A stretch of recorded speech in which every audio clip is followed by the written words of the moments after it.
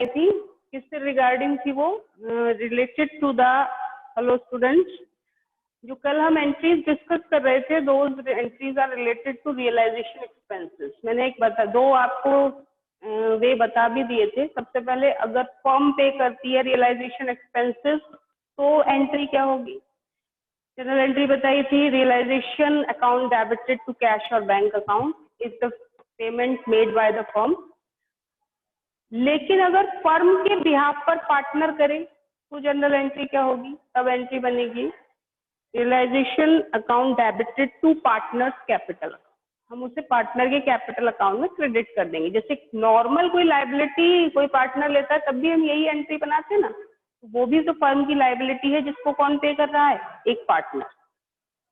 कई बार ऐसा होता है कि रियलाइजेशन के एक्सपेंसेस ज्यादा हो गए लेकिन हमने पार्टनर से सेटलमेंट कर लिया कि पेमेंट पार्टनर करेगा, पार्टनर ने बोला कि पेमेंट हम करेंगे, और वो एक्सपेंसेस उस अमाउंट से ज्यादा हो गए और फर्म उसे कम अमाउंट दे रही। ठीक है, मान लीजिए रियलाइजेशन एक्सपेंसेस जो एक्चुअल में हुए वो 20,000 हुए, जबकि फर्म और पार्टनर के बीच में जो सेटलमेंट हुआ है वो सिर्फ 15,000 का हुआ, कि सिर्फ फर्म पार्टनर को कितना एडजस्ट करेगी, कितने अमाउंट से, 15,000। तो फर्म जितने अमाउंट से एडजस्टमेंट करेगी सिर्फ उसी अमाउंट से एंट्री बनाई जाएगी, ये जरूर ध्यान रखना। 20,000 यानी जितना उसने एक्सेस दिया है उससे फर्म का कोई लेना देना नहीं। हाँ, कम भी दिया है तो भी फर्म का कोई लेना देना नहीं। मान लो एक्सपेंसेस हुए एक्चुअल 10,000 और फर्म और पार्टनर के बीच में सेटलमेंट हुआ कितने का, 15,000 का, तो हमें ये नहीं देखना कि कम हुआ है पेमेंट या ज्यादा हुआ, हमें तो ये देखना है कि पार्टनर और फर्म के बीच में सेटलमेंट किस अमाउंट से हुआ, फर्म सिर्फ वही अमाउंट पे करेगी। इससे रिलेटेड भी क्वेश्चन आएंगे जब हम और पॉइंट को डिस्कस करेंगे। एक होता है फर्म ने पार्टनर के बिहाफ पर दी। अभी थोड़ी देर पहले जो मैंने पॉइंट बताया था वो था, क्या था, पार्टनर दे रहा था किसके बिहाफ पर, फर्म के बिहाफ। अभी एक पॉइंट ये भी आएगा कि फर्म दे रही है किसके बिहाफ पर, पार्टनर के बिहाफ पर। मीन्स पार्टनर ने बोला था कि वो पेमेंट करेगा, बट अभी एट ए टाइम पेमेंट कहाँ से जा रहा है, फर्म के अकाउंट से। तो ऐसे में जनरल एंट्री थोड़ी सी चेंज होगी। जनरल एंट्री क्या बनेगी, partner capital account debited.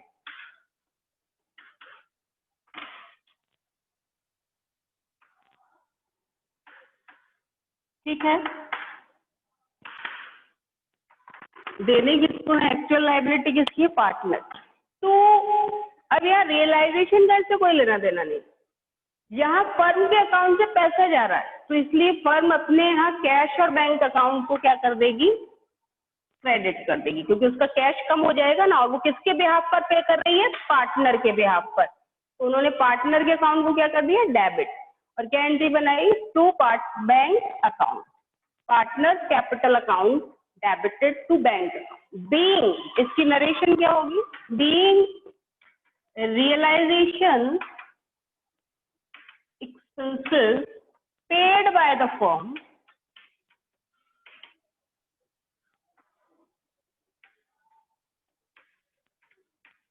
on behalf of, किसके बिहाफ पर दे रही है फर्म, पार्टनर के बिहाफ पर पेमेंट एक्चुअल कौन कर रहा है, फर्म कर रही है।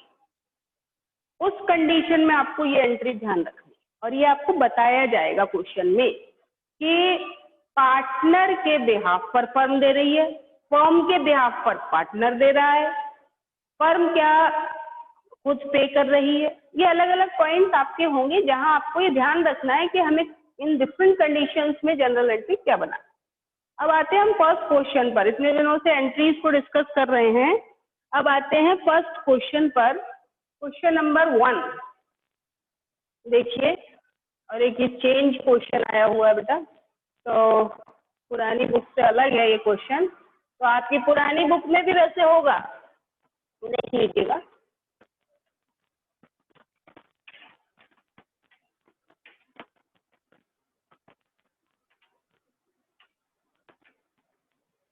क्वेश्चन नंबर फर्स्ट में बोला गया है, land and building book value 1,60,000 sold for ₹3 lakh, so a broker. एक लैंड एंड बिल्डिंग था फर्म के पास जिसकी बुक वैल्यू थी 1,60,000। सबसे पहले इस बुक वैल्यू को हम कहाँ ट्रांसफर करेंगे? रियलाइजेशन अकाउंट में, क्योंकि लैंड एंड बिल्डिंग का अकाउंट क्या होगा? क्लोज होगा, डिसोल्यूशन का प्रोसेस है ना। क्या जनरल एंट्री बनाएंगे हम? जनरल एंट्री बनाएंगे रियलाइजेशन अकाउंट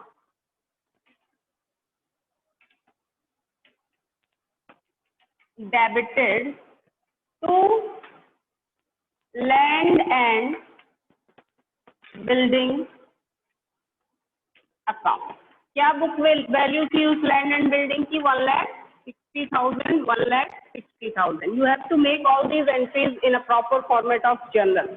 जनरल के प्रॉपर फॉर्मेट में ही आपको ये एंट्रीज करनी है, ठीक है। क्वेश्चन नंबर 1 है। तो हमने ये क्या नरेशन क्या देंगे हम? Being land and building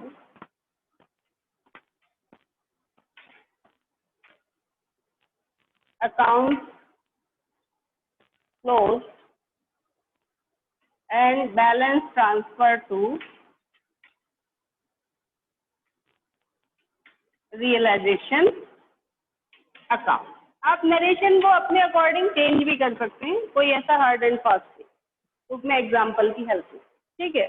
being the value of asset transfer to realisation account, ये शॉर्ट में होता है, तो इसको मैंने पूरा उसमें एक्सप्लेन कर दिया। अब आगे क्या हुआ? इस लैंड और बिल्डिंग को हमने कितने अमाउंट में सेल किया?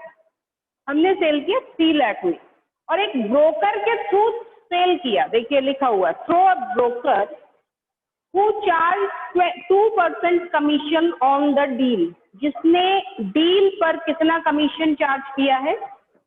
2%, 2%। तो हमेशा सेलिंग प्राइस पर होता है कमीशन। तो 3 लाख का 2% कितना हुआ बताइए, जल्दी से बताइए। What is the percentage? What is the amount of 2% of rupees 3 lakh? 6,000। 6,000। मुझे देर क्यों लग रही है? 12th में आ गए हैं आप लोग। ये कैलकुलेटिव पार्ट बहुत ज्यादा स्ट्रॉन्ग हो जाना चाहिए, बोलते ही आंसर आना चाहिए। 6,000 रुपीज होगा, सीधा सीधा निकाल देंगे 3 लाख इंटू 2/100, ठीक है। 6,000 तो हमें ब्रोकर को देने हैं, तो एक्चुअल अमाउंट कितना बचा? 3 लाख की हमारी लैंड एंड बिल्डिंग सेल हुई, जिसमें से 6,000 हमको ब्रोकर को देने हैं। तो एक्चुअल में हमें कितने रिसीव होंगे? एक्चुअल में 2,94,000, ठीक है। तो या तो आप ये एंट्री बना सकते हैं, जैसे ही रियलाइज होंगे जनरल एंट्री क्या बनेगी? अमाउंट मिलेगा। आपकी एंट्री क्या बनेगी? एंट्री बनेगी bank account debited to realisation account, bank account debited to realisation account. कितना अमाउंट रिसीव हुआ हमें एक्चुअल में? 2,94,000। इस नरेशन में आपको ये लिखना पड़ेगा being land and building sold. ये मैं शॉर्ट में इसलिए लिख रही हूँ, जगह आती नहीं, आप लोग शॉर्ट फॉर्म यूज नहीं करेंगे, ध्यान रखिएगा। Sold and commission given, commission paid at the rate of 2%, ठीक है। यहाँ पर आप बता देंगे कि हमने इस पर कमीशन भी दे दिया, या फिर इसके अलावा एक और एंट्री दूसरे तरीके से भी बनाई जा सकती है, जिसको मैंने और लिख दिया है। देखिए क्या लिखा है? और। सबसे पहले जितना अमाउंट हमें रियलाइज हुआ है उसकी एंट्री बना दे। कितना अमाउंट रियलाइज हुआ? 3 लाख रुपए मिलेंगे हमें लैंड एंड बिल्डिंग सेल करने से। तो क्या एंट्री बनेगी? एंट्री सेम रिपीट होगी, bank account debited to realisation account. Amount होगा 3 लाख, ठीक। Being land and building sold, इसकी क्या हो जाएगी? नरेशन। अब जो हम कमीशन पे करेंगे ब्रोकर को, उसके लिए क्या एंट्री बनाएंगे? उसकी एंट्री हम अलग से बना देंगे, ये भी कर सकते हैं, इफेक्ट सेम आएगा। जब हम कमीशन पे करेंगे ब्रोकर को तो क्या एंट्री बननी चाहिए बताओ? डिसोल्यूशन हो रहा है, ध्यान रखना। क्या एंट्री बनेगी?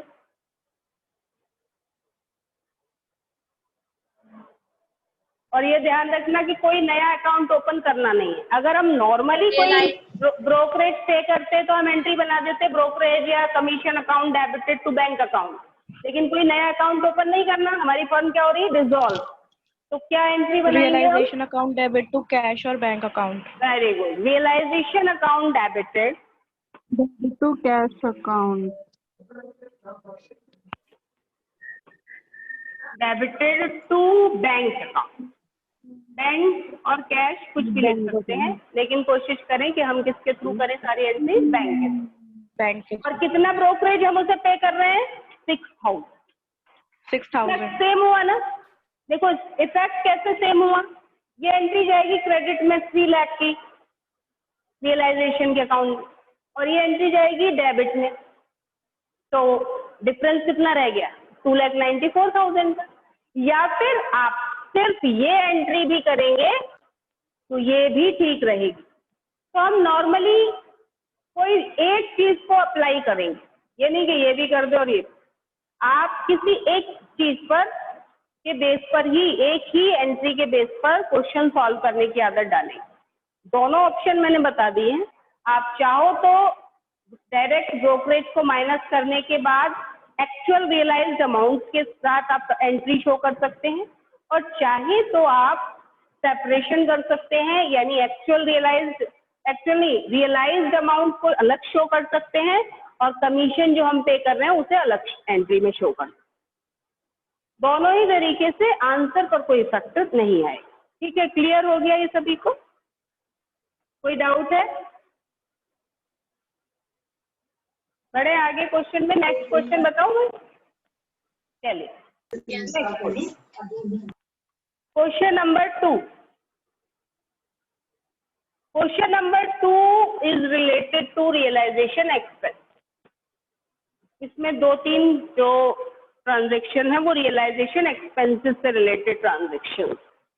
देखिए क्वेश्चन तो सभी को मिल गया होगा ना बुक में। पहला वाला फर्स्ट क्वेश्चन, हो सकता है आगे पीछे नंबर हो इसका, बट है ये पुरानी बुक में भी। मिल गया सभी को? Yes first ma'am. क्वेश्चन की बात कर रही हूँ मैं, लैंड एंड बिल्डिंग, जिसमें 160 का था। ये भी पुरानी बुक में है, लेकिन नंबर आगे पीछे हो सकता है। अब देखिए question number 2, pass journal entries in the following cases. Number 1, expenses of realisation ₹1500। Realisation expenses कितने हैं? 1500। जल्दी से जनरल एंट्री बताइए, अभी बताइए मैंने आपको। Realisation account debit to bank account. Very good. Realisation account debited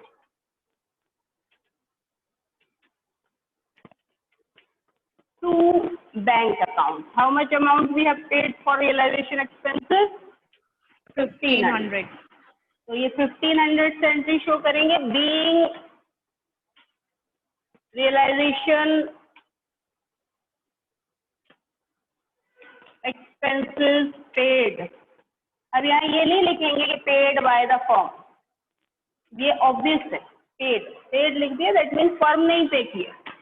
ठीक, नेक्स्ट में क्या बोल रहे हैं? नेक्स्ट में expenses of realisation ₹600 but paid by Mohan a partner. अब क्या एंट्री पर इफेक्ट है?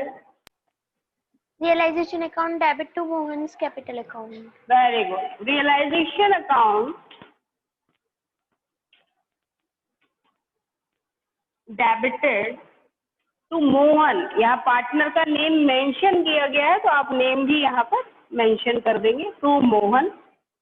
इस बार वेरिएशन पर क्या इफेक्ट आएगा? Being realisation expenses paid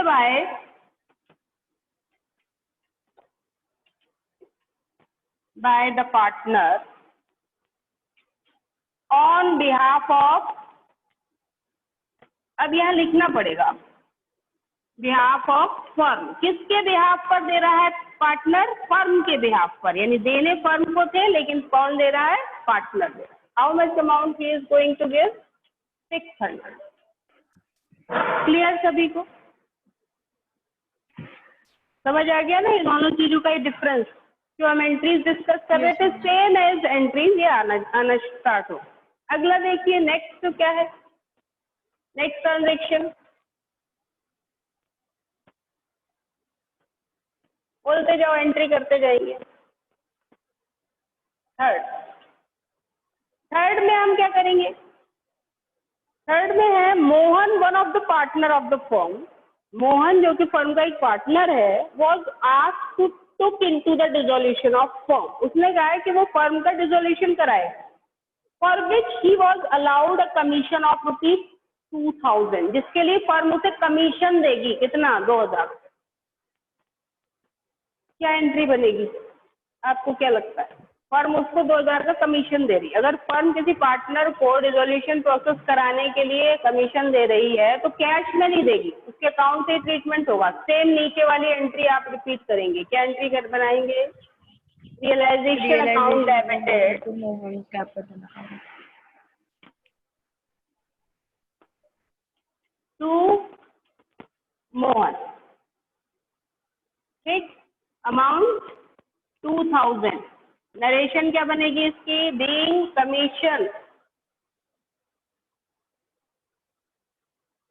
paid word नहीं देंगे जब किसी पेमेंट नहीं कर रहे। Being amount of commission transfer to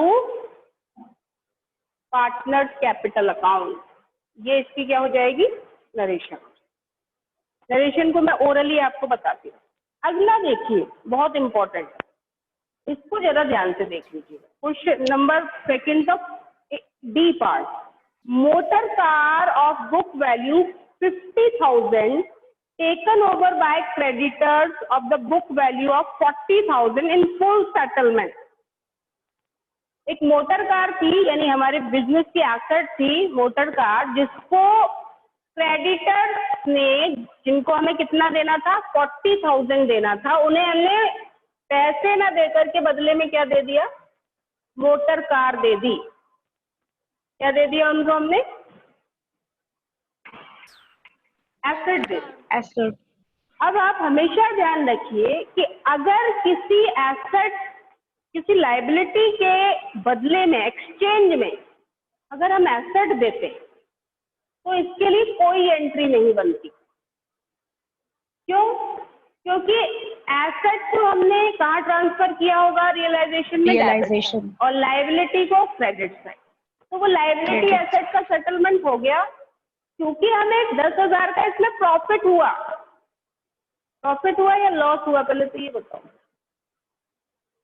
इसमें लॉस हो रहा है, प्रॉफिट हो रहा है? ध्यान से देखना जरा। Prof. 50,000 की हमारी एसेट चली गई और 40,000 की लाइबिलिटी के बदले में, तो ये लॉस है ना, हमें 10,000 का लॉस हो रहा है। मैम। तो वो लॉस अपने आप रियलाइजेशन में निकल के आ जाएगा, क्योंकि डेबिट में 50,000 है और क्रेडिट में कितना है? 40,000। तो अपने आप हमारा लॉस 10,000 से क्या हो जाएगा? इंक्रीज हो जाएगा। आपको कोई जनरल एंट्री बनाने की यहाँ जरूरत नहीं। इसीलिए हम जब जनरल एंट्री का क्वेश्चन आता है तो इस टाइप की जब कोई ट्रांजेक्शन होता है तो आप वहां पर लिख कर आते हैं। क्या लिखेंगे आप इसमें? नो एंट्री, और उसका रीजन लिख देंगे क्यों नो एंट्री है। क्योंकि एसेट के बिहाफ पर हमने, लाइबिलिटी के बिहाफ पर हमने क्या पेमेंट किया है, क्या एक्सचेंज किया है? एसेट को एक्सचेंज। तो there is no need to make any journal entry. ठीक है, नो एंट्री जरूर लिखें। समझ में आ गया कैसे? क्योंकि हमने फुल सेटलमेंट में, वर्ड भी लिखा हुआ है फुल सेटलमेंट में, फुल सेटलमेंट में हमने क्या दे दिया? अपनी 50,000 की पर क्या दिया था इन्होंने? मोटर कार को 50,000 की मोटर कार को हमने फुल सेटलमेंट में क्रेडिटर्स को पे कर दिया या दे दिया, एक्सचेंज कर लिया। अगर इसी में एक ट्विस्ट आ जाए, मान लीजिए आगे आएगा क्वेश्चन से, मान लीजिए कि हमारे क्रेडिटर बोले कि आप 50,000 वाली अपनी कार हमें दे दो, लेकिन जो बचे हुए 10,000 हैं वो हम फर्म को वापस दे देंगे। तो वहां आप जनरल एंट्री करेंगे। उस 40 वाला तो सेटलमेंट हो चुका, अब बदले में वो जो क्रेडिटर है वो हमें क्या दे रहे हैं? जो बचे हुए 10,000 है वो दे रहे हैं, यहाँ तो दे नहीं रहे, फुल सेटलमेंट हो गया। अगर वो दे तो तब क्या एंट्री बनाएंगे? उस कंडीशन में एंट्री बनेगी जो एक्सेस अमाउंट फर्म को रिसीव होगा उसके लिए फर्म एंट्री बनाएगी bank account debited to realisation account only 10,000। ये ध्यान रखना, क्योंकि 40 का 40 से क्या हो गया, सेटलमेंट हो गया। बचे हुए 10,000 किसने दे दिए, उस क्रेडिटर ने फर्म को वापस कर दिए। उल्टा भी हो सकता है, मान लो क्रेडिटर है 40,000 का और हमारी एसेट की वैल्यू 30,000 ही है, तो वहां तो कोई एंट्री नहीं बनेगी, 30 के बदले में 30 चलेगा। लेकिन अगर क्रेडिटर कह रहा है कि एक्स्ट्रा जो 10,000 बचे हैं वो आप हमें कैश में पेमेंट कर दें, तो हम उसकी एंट्री बनाएंगे। क्या एंट्री बनाएंगे, उसकी एंट्री बनाएंगे realisation account debited to bank account, यानी जितना हम उसको एक्स्ट्रा देंगे उस अमाउंट से हम एंट्री शो कर देंगे। लेकिन अगर एसेट के बदले में टोटली किसी लायबिलिटी का सेटलमेंट हो रहा है, तो ऐसी कंडीशन में आप कोई भी एंट्री नहीं बनाएंगे। तो यहाँ पर हम इस कंडीशन में क्या लिखेंगे, नो एंट्री। क्लियर सभी को? तो ये वाले जो ट्रांजैक्शन है इनमें जरा आप ध्यान रखेंगे सभी।